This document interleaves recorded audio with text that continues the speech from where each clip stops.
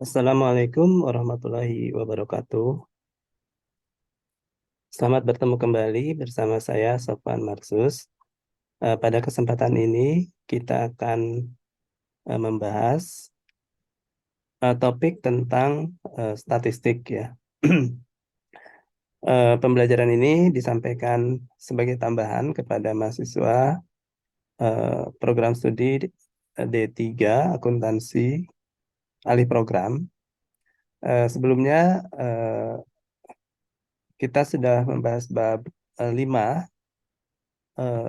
atau maaf bab 6 ya, distribusi probabilitas normal. Nah, buku yang digunakan adalah buku eh, Triola, Essential of Statistics.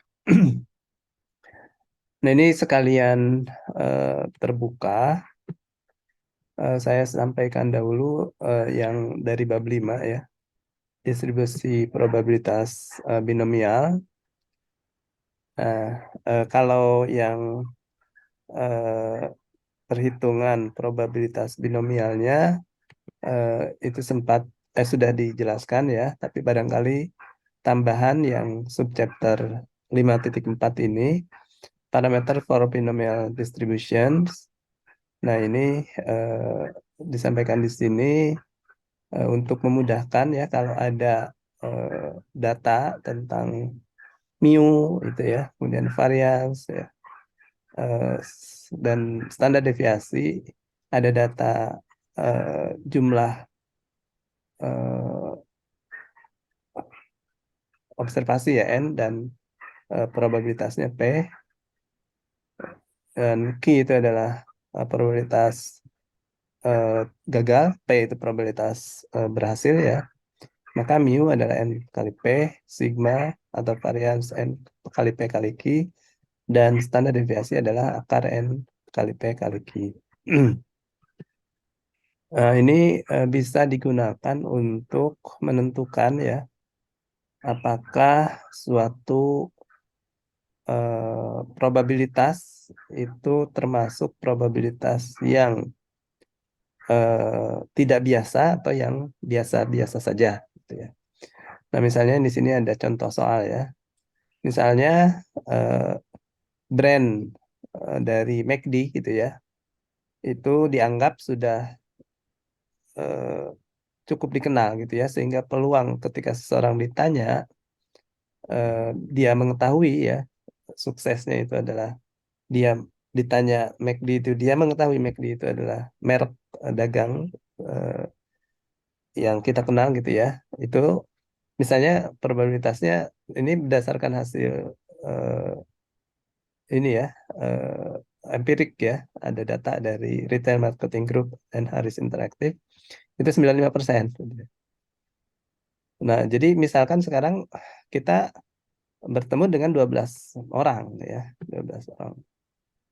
Nah, karena kita sudah punya P adalah 0,95, maka kita bisa menghitung mu, ya, frekuensi rata-rata harapan lah ya, berdasarkan probabilitas nominal itu berarti 12 kali 0,95 sama dengan 11,4. Nah, sigmanya, nah NPQ ya, diakarkan dapat 0,8 ya, dibulatkan. Nah, ini bisa kita pakai untuk menentukan ini. Jadi, kalau kita ketemu 12 orang kemudian ditanya, eh, ada 5 orang yang tidak tahu gitu ya. Nah, 5 orang itu biasa nggak sih gitu ya? Karena kita tahu harusnya 95% itu tahu gitu ya. Nah, tapi 5 orang dari 12 tidak tahu, itu berarti biasa atau tidak biasa. Nah, ini harus ada batasan. Kapan kita bilang biasa, kapan tidak biasa, bilang tidak biasa. Nah, batasannya adalah dengan menghitung berapa batas bawah dan batas atas ya. Jadi batas bawahnya mu dikurangi 2 sigma, batas atasnya mu ditambah 2 sigma. Sehingga kalau kita masukkan ke sini, mu ditambah 2 sigma 11,4 kali tambah 2 kali 0,8 ya, 13, dan mu dikurangi 2 sigma adalah 9,8. Nah, misalkan ketemu 12 orang, nah 12-12-nya tahu nama MACD itu ya. Nah, berarti di posisi mana 12 itu? Karena 12 itu ada di antara 9,8 dan 13. Nah, itu berarti bukan sesuatu yang tidak, bukan sesuatu yang aneh ya. Ini biasa saja karena memang kita ketahui 95% peluang orang mengetahui. Nah, 12 itu masih di dalam ranah batasan minus 2 sigma ya, 2 standar deviasi. Minus, plus minus ya, 2 standar deviasi. Nah, itu contoh satu. Contoh eh, tiga nih, loncat ya. eh nah, ini sebetulnya di chapter awal, di pembukaan chapter dijelaskan ada suatu alat ya, yang dengan alat itu kita bisa mengupayakan gitu ya, bahwa bayi yang akan dilahirkan gitu oleh seorang ibu adalah wanita misalnya ya. Nah, kalau biasanya kan tanpa alat tersebut, eh, kemungkinan pria atau wanita itu kan sama besar ya. 0,5 P 0,5 berarti Q 0,5. Nah, kita cek kepada ibu-ibu yang menggunakan alat tersebut ya. Nah, ternyata eh, dari 945 ibu yang melahirkan ya, kita tanyakan, mereka mengikuti, semuanya mengikuti metode ini, dan 879 melahirkan wanita sesuai dengan keinginannya ya. Nah, berarti ini apakah sesuatu yang biasa atau tidak biasa? Ya harusnya kan kalau sepintas yang biasanya itu berarti harusnya setengahnya dari 945 laki-laki, setengahnya perempuan. Nah, ya. Nah, tapi kan kita tidak hanya bilang setengahnya begitu ya, harus ada batas bawah, batas atas. Nah, jadi kita terapkan di sini batas bawah, kita hitung NPQ tadi ya. Nah, mu-nya berarti berapa? N kali P, 945 kali setengah, dapat 472,5 ya. Sigmanya akar NPQ ya, 15,4. Nah, berarti batas bawahnya 441,7, batas atasnya 503,3 ya. Nah, jadi ketika kita temukan 879 menyatakan mereka melahirkan wanita itu ya dari 945, berarti berdasarkan batasan ini kita bisa dengan yakin menyatakan bahwa eh, ini tidak biasa gitu ya. Berarti memang metode ini eh, valid gitu ya, terbukti ya, terbukti karena dia bisa menghasilkan kelahiran yang tidak biasa. Ini penggunaan dari eh, ini ya, binomial dan rumus ya, rata-rata dan standar deviasi dari distribusi binomial. Nah, itu untuk topik eh, distribusi probabilitas diskrit ya, binomial Poisson sebetulnya ya. Nah, sebetulnya yang saya belum jelaskan ini di probabilitas normal ya. Saya sudah jelaskan yang eh, kalau di slide-nya ini 61, 62, 63 gitu ya mungkin ya. Itu sudah misalnya sudah cukup jelas ya, bagaimana di dalam distribusi continue density curve ya. Jadi kurvanya kurva padat ya. Ini ada, kalau kurvanya itu distribusinya seragam ya, kita tinggal menghitung luas area di bawah kurva ini. Nah, tapi eh, apa namanya, yang banyak adalah yang terdistribusi secara normal. Nah, distribusi secara normal ini awalnya adalah kurva dengan mu sama dengan 0 dan standar deviasi sama dengan 1. Nah, bentuknya seperti lonceng ini. Nah, kita bisa melihat, jadi suatu peluang yang terdistribusi normal gitu, itu berapa peluangnya, itu menggunakan tabel dan menggunakan eh, alat ya, misalnya Excel dan SPSS atau R ya. Nah, tapi yang ditunjukkan kalau di tabel itu adalah batas, nah ini ya, 1,27 gitu ya.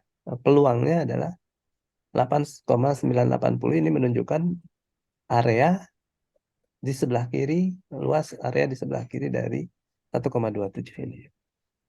Nah, ini penggunaan variasi-variasi penggunaannya untuk beberapa kasus ya, insya Allah sudah pada memahami ya. Ini misalkan Z kurang dari 2, min 2, Z kurang dari 1,5, Z ini adalah itu batasnya ya. Kan kita tahunya mu sama dengan 0. Nah, kalau di bawah, di sebelah kiri, di sebelah kanan itu ini Z sama dengan 0 gitu ya. Berarti sama dengan mu. Nah, kalau yang tidak mu berarti Z-nya saja, Z min 2, Z 1,5. Nah, yang ditunjukkan di tabel adalah luas area di bawah kurva. Nah, kalau yang seperti ini berarti bagaimana menentukannya? Nah, ini ada beberapa kasus yang sudah saya jelaskan. Dari salah sudah pada paham. Nah, kemudian juga sudah dibahas ya, mengkonversi ya, kalau ternyata distribusi probabilitasnya mu-nya tidak sama dengan 0. Mu-nya sama dengan berapa begitu ya. Nah, untuk menentukan luas area pada distribusi yang mu-nya tidak sama dengan 0 ini kan berarti kita tidak bisa pakai Z gitu ya. Nah, ini biasanya kita sebut menggunakan X ya. Nah, X ini harus dikonversi menjadi Z. Nah, kalau kita sudah konversi menjadi Z, jika X itu juga terdistribusi normal, maka kita juga bisa menghitung berapa luas area untuk yang X itu. Ya. Nah, tapi X-nya bagaimana kita mencarinya? Ya, Z, jadi dijadikan Z dulu. Ya. Caranya adalah si X itu dikurangi mu dibagi sigma, nah itu dapat Z-nya ya. Nah, ini berarti membuat mu yang X itu menjadi 0 ya, dan sigma 1 ya, supaya menjadi Z ya. Nah, Z-nya nanti dijadikan bulatkan 2 desimal. Nah, ini juga sudah dijelaskan lah ya, sama seperti Z ya, cuma Z-nya dicari dulu dengan mengkonversi X ya, dari X dengan cara X min mu dibagi sigma. Ini beberapa contoh. Nah, yang belum mungkin saya jelaskan, ini ininya apa namanya, algoritmanya ya, bisa mencari probabilitasnya, bisa juga mencari dari probabilitas tertentu berapa batasnya gitu ya, berapa Z-nya, berapa X-nya. Kalau yang pertama, berapa probabilitasnya? Nah, tergantung kita menggunakan tabel atau menggunakan teknologi. Ini lanjutannya ya. Nah, terus kalau tabel gitu ya, eh, kalau dia X berarti harus dijadikan Z dulu. Kalau langsung Z ya berarti langsung ke bawah ya. Look up Z in table A2 and find the cumulative area to the left of Z. Nah, kalau menggunakan teknologi pakai Excel ya, itu tidak perlu menentukan mengkonversi X ya, langsung saja masukkan ke dalam rumus misalnya di Excel ya, distribusi normal ya, D norm ya, D norm. Nah, X-nya langsung aja dimasukkan. Karena nanti juga mu dan sigmanya kita masukkan. Ya sama dengan mencari Z ya. Nah, cuma mu-nya di eh, rumus itu kita masukkan 0, sigmanya kita masukkan 1. Nah, kalau yang bukan mu sama dengan 0 dan 1, ya tinggal masukkan saja X-nya berapa, mu-nya berapa, sigmanya berapa. Nah, jadi find the probability by using the technology. Nah, yang kedua, kalau kita mencari batas ya, eh, dengan peluang berapa, dengan peluang tertentu, berapa sebetulnya yang ditunjukkan dengan peluang tersebut ya, batasnya. Jadi mencari X-nya atau mencari Z-nya. Nah, ini eh, sebelah kanan ini ya. Nah, jadi kita cari kalau tadi untuk menentukan Z dari X, X min mu dibagi sigma. Nah, kalau ini kita mencari X gitu ya. Mencari X berarti kita dari Z dulu ya. Ini ada peluang dulu kan. Peluang itu untuk Z berapa? Nah, Z berapa itu kita konversikan jadi X ya. Jadi X sama dengan mu ditambah Z kali sigma. Nah, kalau sudah ketemu Z-nya itu dikonversi dengan ini ya. Jadi bukan Z sama dengan X min ya X min mu plus dibagi sigma. Kalau ini X sama dengan mu plus Z dikali sigma. Nah, atau langsung find X directly from teknologi ya. Dicari eh, apa namanya? Bukan denomnya ya, tapi yang sebaliknya ya, mencari X atau Z-nya dengan rumus yang apa lupa nanti kita cek di Excel ya. Eh itu, nah, yang ini yang belum saya jelaskan ya. Sampling distribution and estimator.